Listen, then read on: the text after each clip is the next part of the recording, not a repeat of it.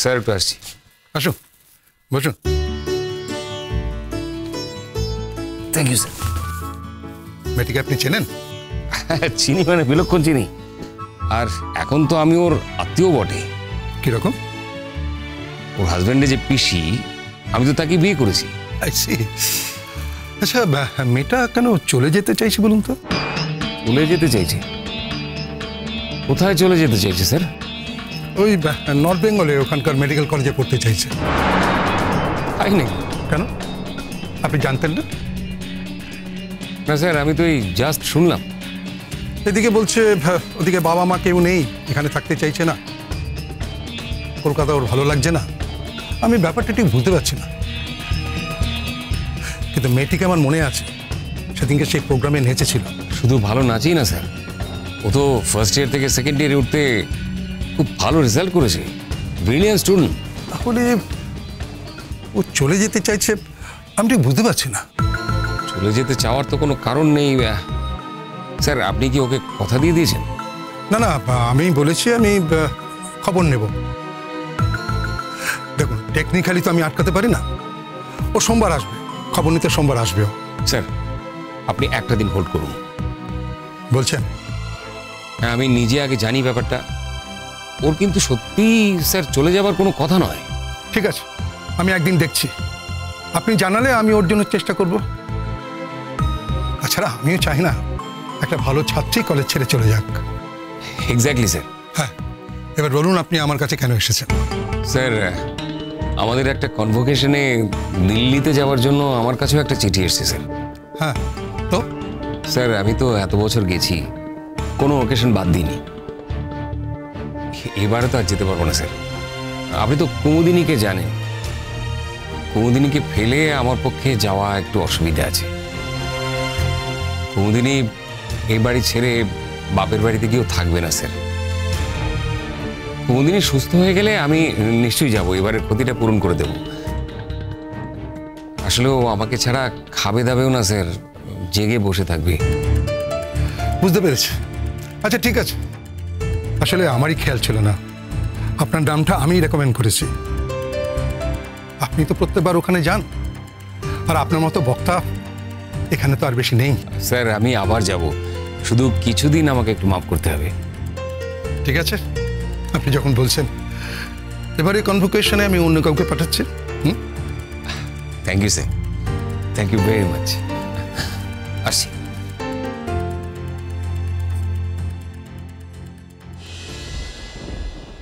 এমন কি হয়েছে? কি হবে স্যার? আমার কাছে কিছু গোপন করার চেষ্টা করুন, আমি সবটা জেনে গেছি। কি জেনে গেছেন? মানে আপনার পক্ষে তো সবটা জানা সম্ভব না। হেয়ালি করো না, এসব ছেলে মানুষই করো না। তুমি এসব ছেলে মানুষের পরিণামটা ভেবে দেখেছো? কোনটা ছেলে মানুষই স্যার? তুমি ট্রান্সফার নিতে চাইছো সুন্দরপুরের দিকে?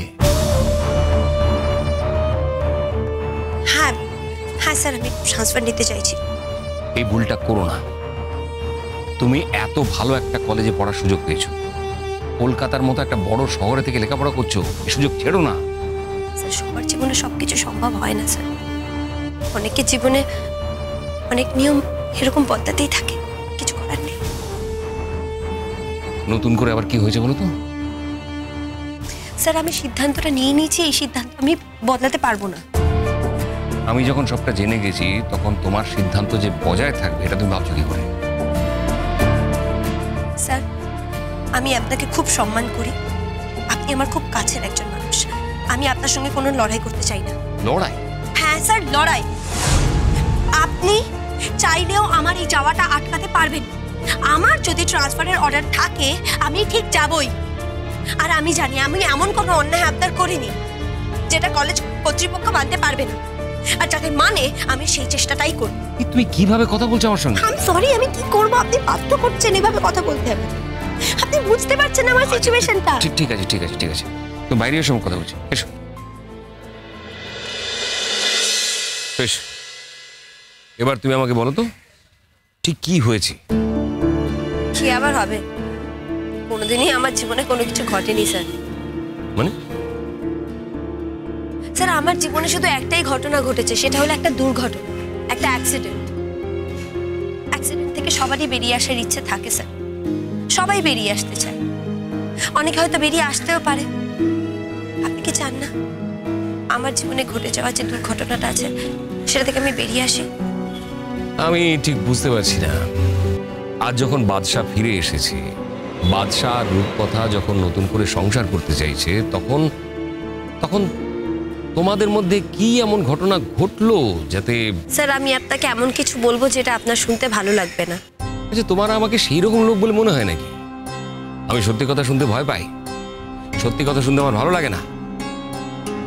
আর ওদের বাড়ির কোন লোকের সঙ্গে আমার কি হিসেব আছে যে তোমার কথা শুনতে আমার ভালো লাগবে না?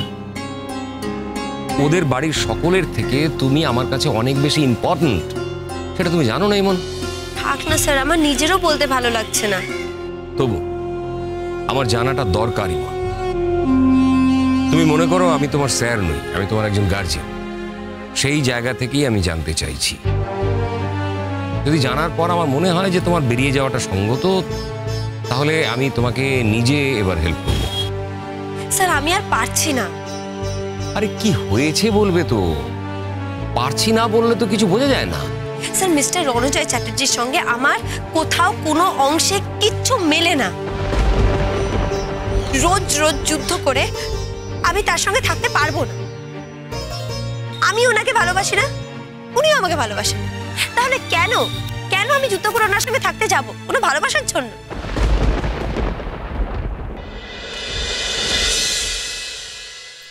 ওই তো বাজ,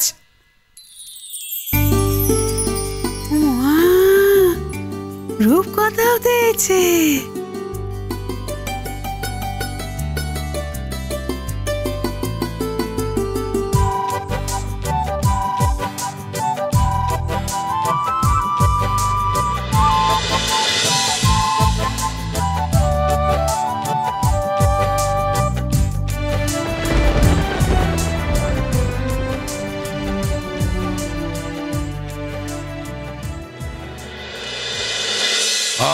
এসে গেছে, যাকে ওকে নিয়ে সময় নষ্ট করার কোনো মানেই হয় না।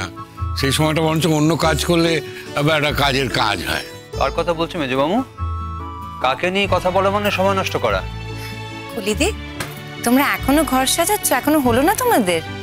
ওমা, তুমি তো নিজে দিব্যি পার্লার থেকে সেজে গুজে এলে, সেই কখন গেছো বলো? বাড়িটা সাজাতেও তো সময় লাগে। আজকে তো একটা অন্যরকম দিন না, বাড়িটাকে তো সেভাবে তৈরি করতে হবে। আরে দাদা ভাই, রূপকথা এত সুন্দর সেজে গুজে এলো, আর তুই সাজবি না? একটু তো সাজ। আমি সাজবো? ভালো চিনেছিস তো দাদাকে। না তবু আজ তো একটা বিশেষ দিন, তাই না? কেন? আজকের দিনটা কি স্পেশাল? আমার কাছে আজকের দিনটা আর 5টা দিনের মতোই। আমার কাছে কিন্তু আজকের দিনটা খুব গুরুত্বপূর্ণ, বিশেষ একটা দিন। সত্যি বলতে কি, আজকের দিনটা সম্পূর্ণ নতুন একটা দিন।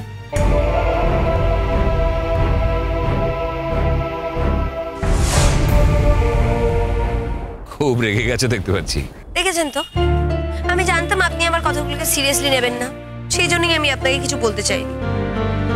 যে তুমি খুব ভালো করে ভেবে দেখেছো ওকে ভালোবাসো কি বাসো না?